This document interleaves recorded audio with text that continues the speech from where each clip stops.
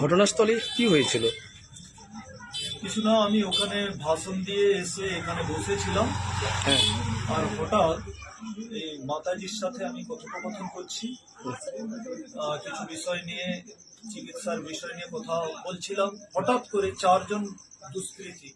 চারজন ব্যক্তি আমার কাপড় ধরে টানছে, বলে, এই তুই শুভেন্দুর চেলা নাকি? হ্যাঁ, এখানে জয় শ্রীরাম কেন বললি রে?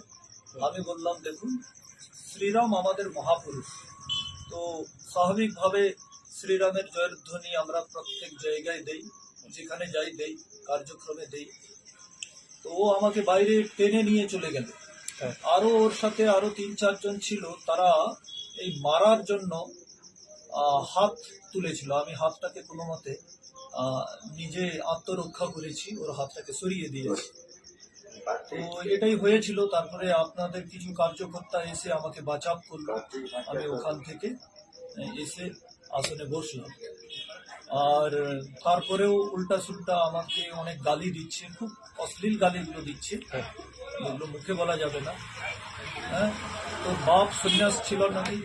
আরে আমার বাবা কোথায় সন্ন্যাসী ছিল? সন্ন্যাসী যদি থাকতো তাহলে আমাকে জন্ম দিয়ে এখনো তিনি গৃহস্থী। তো বাবাকে তুলে অনেক গালি দিয়েছে, অনেক অশ্লীল কথা বলেছে আমার সম্বন্ধে, আর বিশেষ করে আমাকে মারারও চেষ্টা করেছে। আমার কাপড় ধরে জোর জোর খিঁচছে। তো আমি সেখানে মুখ থাবড়ে পড়ে যেতাম, কোনো মতে নিজেকে সামলে নিয়েছি। ভাইরা এসে আমাকে রক্ষা করেছে, বাঁচিয়েছে, ওদেরকে অনেক আমার ধন্যবাদ। হ্যাঁ, ঘটনাটা কি হয়েছিল? আমরা এই কথা বলছি সাধু বাবার সঙ্গে। হ্যাঁ। আমার ওখানে বিশেষ কথা বলছি। হ্যাঁ। ওরা 3 জন একসঙ্গে আসছে। আচ্ছা। হ্যাঁ, হ্যাঁ, 3 জন একসঙ্গে আসছে। আইসা করে তুমি সাধুগিরি যদি করো, তুমি সাধুগিরি চাটে তুমি আইসে বেরিয়ে আইসো। হ্যাঁ। আরে থামো, কি হয়েছে? কিছু হয়নি, বাড়ি আইসো।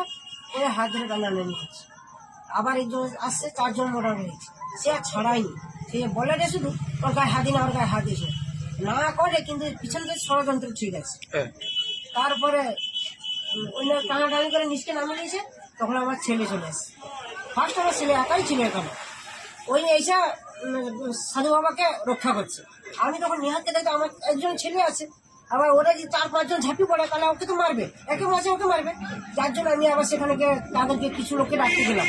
ডাকতে গিয়ে তারা আবার এখানে এসে ছাড়াছড়ি করে, প্রতিবাদ করে ওই ছাড়াছড়ি করে নিয়ে গেল। আপনারা এখন কি চাইছেন?